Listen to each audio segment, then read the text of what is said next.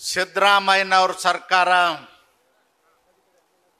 ಅಧಿಕಾರಕ್ಕೆ ಬಂದ ಮೇಲೆ ಭ್ರಷ್ಟಾಚಾರ, ಸ್ವಜನ ಪಕ್ಷಪಾತ ಮತ್ತು ದುರಾಡಳಿತಕ್ಕೆ ಹೆಸರಾಗಿರ್ತಕ್ಕಂಥ ಸರ್ಕಾರ ಯಾವುದಾದ್ರೂ ಇದ್ದರೆ ಸ್ವತಂತ್ರ ಭಾರತದ ಇತಿಹಾಸದಲ್ಲಿ ಸಿದ್ದರಾಮಯ್ಯನವ್ರ ಸರ್ಕಾರ ಅಂತೇಳಿ ಜನ ಮಾತಾಡ್ತಾ ಇದ್ದಾರೆ. ದೇಶದಲ್ಲೇ ಅತ್ಯಂತ ಭ್ರಷ್ಟ ಸರ್ಕಾರ ಅಂತೇಳಿ ಸಿದ್ದರಾಮಯ್ಯನವರ ಆರ್ಥಿಕ ಸಲಹೆಗಾರರು, ಕಾಂಗ್ರೆಸ್ಸಿನ ಹಿರಿಯ ನಾಯಕರು ಮಾನ್ಯ ಶ್ರೀ ರಾಯ್ ರೆಡ್ಡಿ ಅವರು ಹೇಳಿದ್ದಾರೆ. ನಾವ್ಯಾರು ಹೇಳಿಲ್ಲ. ಕಾಂಗ್ರೆಸ್ಸಿನ ಹಿರಿಯ ನಾಯಕ ಸಿದ್ದರಾಮಯ್ಯನವ್ರ ಜೊತೆಯಲ್ಲೇ ವಿಧಾನಸಭೆ ಒಳಗೆ ಕಾಲಿಟ್ಟಂತ ರಾಯ್ ರೆಡ್ಡಿ ಅವರು ಹೇಳ್ತಾ ಇದ್ದಾರೆ, ದೇಶ ಕಂಡಂತ ಅತ್ಯಂತ ಭ್ರಷ್ಟ ಸರ್ಕಾರ ಅಂದ್ರೆ ಸಿದ್ದರಾಮಯ್ಯನವ್ರ ಸರ್ಕಾರ ಅಂತ. ಬಂಧುಗಳ, ಸಿದ್ದರಾಮಯ್ಯನವ್ರು ಹೇಳ್ತಾರೆ, ನುಡಿದಂತೆ ನಡೆದಿದ್ದೇವೆ ಅಂತ ಹೇಳಿ. ನುಡಿದಂತೆ ನಡೆದಿದ್ದೇವೆ, ಏನ್ ನಡೆದಿದ್ದಾರೆ ಅನ್ನೋದು ಅವರೇ ಹೇಳ್ಬೇಕು. ಅವ್ರು ಹೇಳಿದ್ರು, ನಮ್ಮ ಸರ್ಕಾರ ಅಧಿಕಾರಕ್ಕೆ ಬಂದ ಮೇಲೆ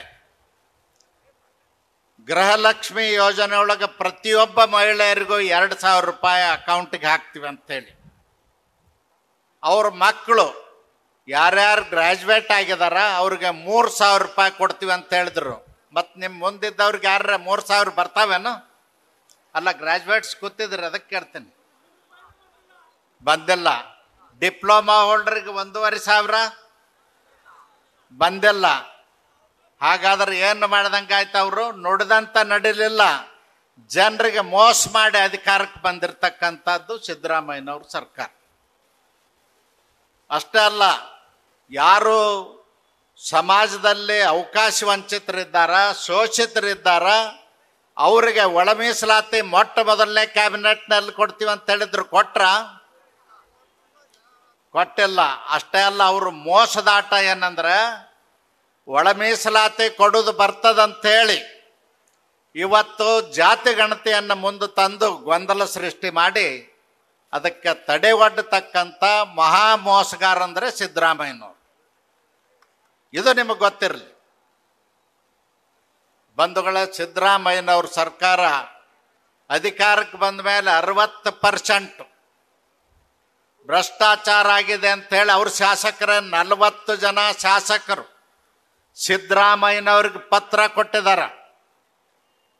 ದೇಶದ ಅಧಿನಾಯಕಿ ಸೋನಿಯಾ ಗಾಂಧಿ, ರಾಷ್ಟ್ರೀಯ ಕಾಂಗ್ರೆಸ್ ಅಧ್ಯಕ್ಷ ಮಲ್ಲಿಕಾರ್ಜುನ ಖರ್ಗೆ ಅವ್ರಿಗೂ ಕೂಡ ಪತ್ರ ಬರೆದು ತಿಳಿಸ್ತಕ್ಕಂಥ ಕೆಲಸವನ್ನು ಮಾಡಿದ್ದಾರೆ. ಬರೀ ಭ್ರಷ್ಟಾಚಾರ ಅಲ್ಲ, ಕಾನೂನು ಸುವ್ಯವಸ್ಥೆ ಸಂಪೂರ್ಣವಾಗಿ ಹದಗೆಟ್ಟಿದೆ. 51 ಜನ ಹೆಣ್ಣು ಮಕ್ಕಳು ಅತ್ಯಾಚಾರ ಕೊಲೆ ಆಗಿದೆ.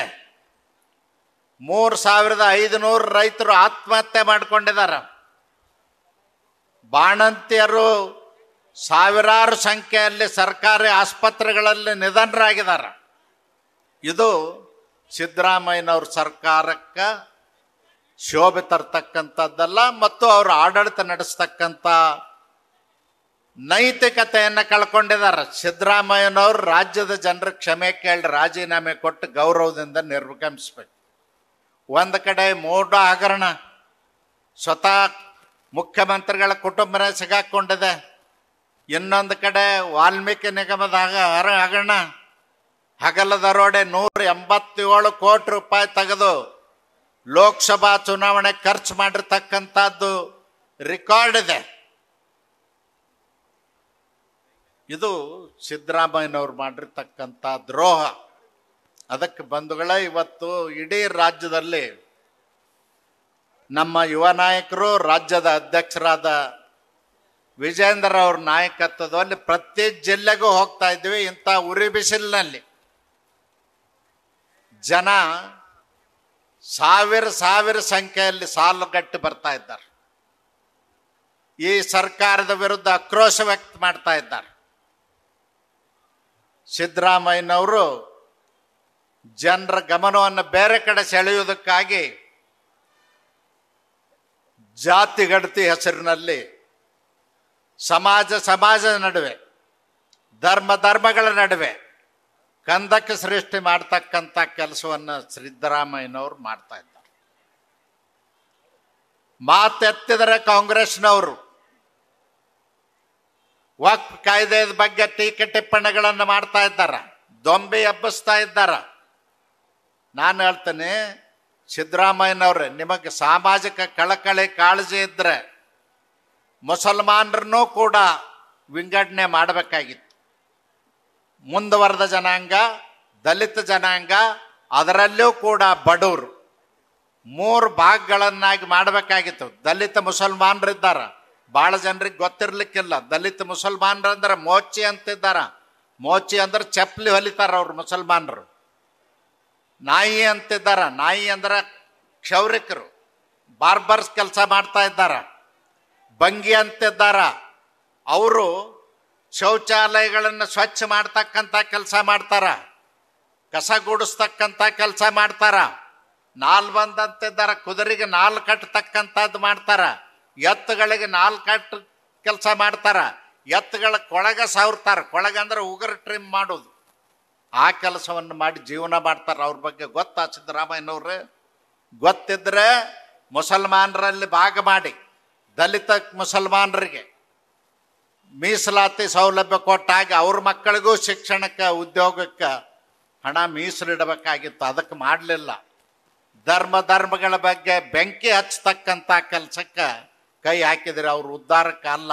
ನಿಮಗೆ ಸಾಮಾಜಿಕ ಕಳಕಳಿ ಕಾಳಜಿ ಅನ್ನೋದು ಕೇವಲ ಭಾಷಣಕ್ಕೆ ಸೀಮಿತ ಆಗಿದೆ.